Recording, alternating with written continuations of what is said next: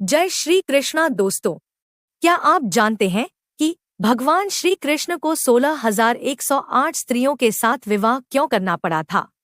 दोस्तों, आपने देखा होगा कि आजकल एक बहुत गलत प्रथा चलन में है। किसी रोमियो टाइप के लड़के जो स्त्रियों को बुरी नजर से देखते हैं, उसको कह दिया जाता है कि तू तो किशन कन्हैया जैसा है। ऐसे लोगों को शर्म भी नहीं आती और न ही उनके मन में कोई रंज होता है। असल में कहे तो यह लोग अज्ञानी, मूर्ख और बदतमीज प्रकार के होते हैं, जो अपनी काली करतूत छुपाने के लिए भगवान को भी नहीं छोड़ते हैं। तो चलिए आज हम जानते हैं कि भगवान की 16,108 पत्नी क्यों थी। रुक्मिणी जी ने स्वयं पत्र लिखकर उनसे विवाह करने की इच्छा रखी थी। रुक्मिणी जी ने जगत का पहला प्रेम पत्र भगवान कृष्ण को लिखा था। भगवान श्री कृष्ण के दूसरे 7 विवाह राजकीय कारणों से थे। स्वयं पिता अपनी पुत्री का हाथ भगवान श्री कृष्ण को सौंप देता था। नरकासुर नाम का एक राक्षस था। ऐसा कहा जाता है कि वो स्त्रियों का बड़ा शिकारी था। वो रावण की परंपरा चलाता था। नरकासुर ने 16,100 स्त्रियों को कैद किया था।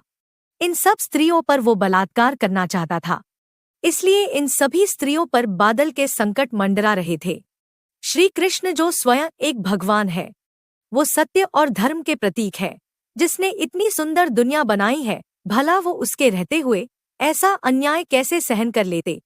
श्री कृष्ण की पत्नी सत्यभामा ने भी भगवान से विनती की कि भगवान उन स्त्रियों को बचा लीजिए। श्री कृष्ण ने भी नरकासुर से लड़ने का निश्चय कर लिया। दोनों के बीच भीषण युद्ध हुआ। इस युद्ध में श्री कृष्ण की जीत हुई।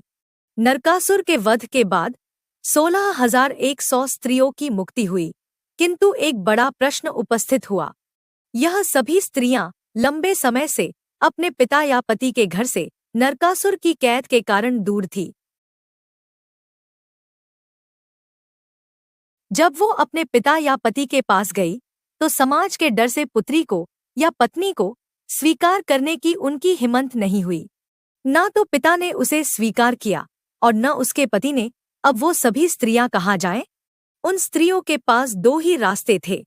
एक तो आत्महत्या करके जीवन का अंत, और दूसरा वेश्यावृत्ति करके जीवन पसार करे। कोई स्त्री आत्महत्या करने की हिम्मत नहीं कर पाती। वो वेश्यावृत्ति करके जीवन पसार करती है, जिससे समाज में बहुत बिगाड़व आता। जब किसी ने इन स्त्रियों को स्वीकार नहीं किया, तो तब भगवान श्री कृष्ण इन स्त्रियों की मदद के लिए आए और उनके आंसू पोंछकर कहा, समाज में घोषणा करिए, आप सभी श्री कृष्ण की पत्नियां हैं। फिर मैं देखता हूँ कि कौन है वो जो आपके सामने उंगली भी उठा सके। इस तरह भगवान श्री कृष्ण ने मानव जाति और खासकर स्त्री जाति पर बहुत बड़ा उपकार किया है।